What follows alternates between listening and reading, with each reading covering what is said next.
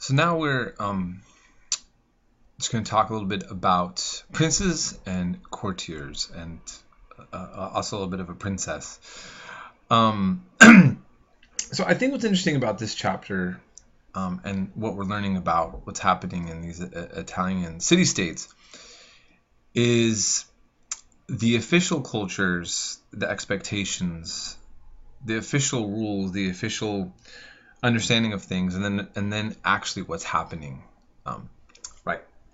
So there was this negative view of bankers within a very religious Catholic world, and people making money with banking, such as the Medicis, who then have to find a way to get around this apparent contradiction, and they find ways to patronize the church and buy themselves basically into salvation. That's very interesting. Here we have also a man who's an illegitimate son. He can't inherit, and his father's property. So he has two career options: to be, work in the church as a clergyman, or to go off and be a mercenary. And in this case, Federico the second does just that, and he ends up accumulating a massive amount of wealth, basically by killing people for money, right? I mean, it's kind of like being an assassin on a massive scale. But yet he's still able to become ruler of an area and to obtain from the Pope the title of Duke. And he really epitomized this ideal Renaissance kind of prince, a generous patron, and so on. And I think it's kind of interesting, how shady this person lived his life in terms of making money off the death of others for no other reason but to get money. It's not even patriotism or even for the cause of religion, but for just solely making money. And yet he's able to produce all of this art and this legacy that looks so polished and clean.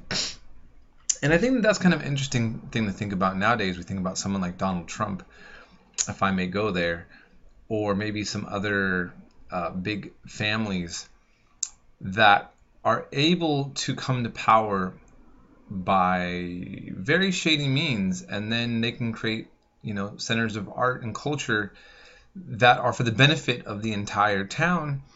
And it's a way of it's almost like these wealthy, powerful people can do all these destructive things and then appease their own conscience, and then somehow try to say, look, I might have hurt certain aspects of society, but look what I can get back. I mean, the interesting thing is, as cynical as my approach that I'm discussing, we all enjoy the legacies of these kind of characters, regardless of whether or not we think that it was moral or not. And should we be disturbed by that? Perplexed? I don't know. It's just something to think about, right? Okay. What I find also interesting here is that we're noticing that women are kind of peppered throughout these discussions, that they were officially excluded. And in fact, much of the rules for women at this time seem to be very similar to the way that Saudi Arabia, for example, officially has rules that are very strict on the freedom of movement for women. But again, these are ideals. And we see the example of Isabella d'Este, that first of all, she had this very powerful picture of her. She was really seen as the fashion, setting the tones for fashion in Europe. But I think more than that, what's significant is that she is able to run the affairs for her husband that was gone all the time. And that was a pattern that was brought up in the contradictions of the ideal patriarchal family. And so I thought it was kind of interesting how it was pointed out in the textbook that there was all these strict rules, but then, women are supposed to be controlled, they're not supposed to do much. But then the husband's gone all the time, especially if he's a merchant or doing any kind of job, mercenarying about. And so who would take control of the household, the kids, the finance, and everything? It would be the women. And so this was basically a time that men were officially the rulers of the homes, but in reality, much of that was really set for the women. And sometimes that happens in many societies that we don't even quite realize. And I think this is what's important. There's two things to think about that. One, we shouldn't say, oh, well, it doesn't matter that there's this patriarchal idea, but women still got to have power anyways, because the reality is that they're not. The women have to make do with the situations that's forced upon them.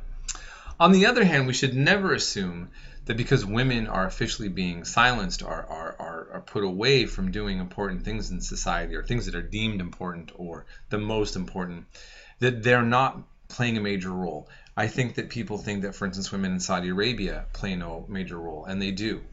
And the ability of what women get accomplished is going to be, again, a little bit more on the down low, because of the official patriarchal position. But again, we see time and time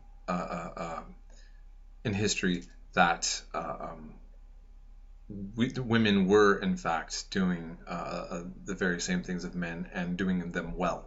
Okay, just thought I'd point that out. Okay, then we're just going to talk a little bit about courtiers. Courtiers is kind of an interesting thing. It's basically these people who are helping out the entourage, if you will, to administer the estates and do all these things for these wealthy princes.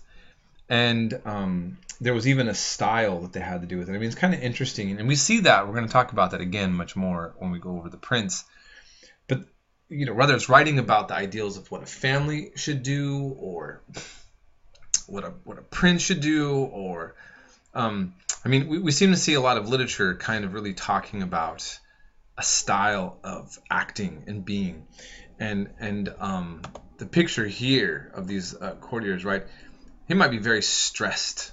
There might be a lot of things going on, a lot on the line, but don't look like it's a problem. Keep your cool, man. And you can it's really captured well in this picture, I think, of these people who have a lot of responsibility, they have a lot to answer for, but they're laid back, and it's okay. It's okay. And then we have the roles of the popes at this time. And it seems crazy to me. You look at all of these characters and in these positions that we're looking at the time. And again, I keep going back to this, where the Renaissance is producing all these wonderful things, and yet everything just seems so corrupt and unbelievable.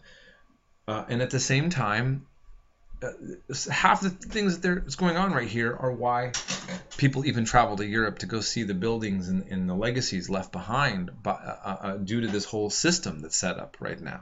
It's kind of really mind-boggling.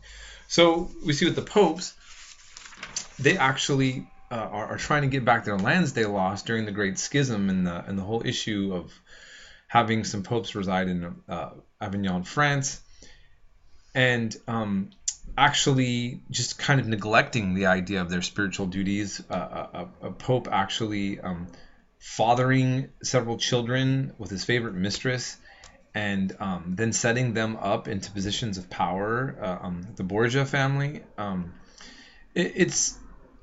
It's kind of mind-boggling, and at the same time, they were able to restore many things, such as St.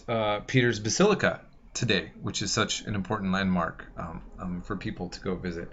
And so I think just the whole structure of the time, on one hand, seems so backwards. On the other hand, it seems so modern, doesn't it? Doesn't it feel kind of this whole issue of the Occupy Wall Street, and the issue of banks, and people who do like corporate, you got Mark Zuckerberg, and you have Steve Jobs. I like Steve Jobs, and Microsoft. I'm forgetting all the names right now, but all these characters who are seen as so important to bring culture and things into our lives, and at the same time, there's a kind of feeling of cynicism about the actual ethics of this, everything that's going down as the way it is. So, yeah, I think this is a really important time period, and interesting, just on reflecting that alone. Um, but I think in terms of the legacy of humanism and the reinvention of the past, and what they're going to be able to do in terms of creating a kind of way of thinking about learning and knowledge that is so appropriate to right now. And I'm going to actually delve into this head on in the next lecture when we talk about the humanists.